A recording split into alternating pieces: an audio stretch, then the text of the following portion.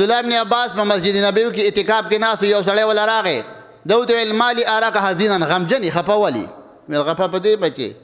ان لفلان علیه د پلانکي سړي په ما روپۍ دي ولا اقدر نشته راسه ویل افلا اکلمه زه ورسره خبره وکړم دی په اعتکاف کې ناست دی په چیله کې ویل ان احببت ستا خوښه ده بس ایسته د جومات ته راووته فخرج من المسجد د جومات نه هغه ویل انسیت بما كنت فيه ته په اعتکاف کې وي په چیله کې وي د جومات ته چې ودي چیله ماتېږي هغه ورته ویل عبدالله ابن عباس فرمایي انی سمعت من صاحب هذا القبر منذ بعید ما د دې قبر ونه اورېدلي مسجد نبوي پیغمبر سلام روضه اوس دا جومات ورو ورو غټېږي د دې قبر ونه مې اورېدلي دي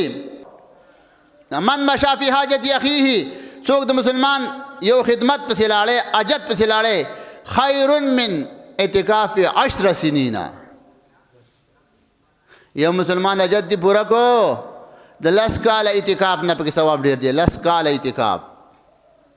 ومن اعتکف یوما چا چې یو ورځ اعتکاف وکړو دومره به د جهنم نه جدا شي لکه ځمکه او اسمان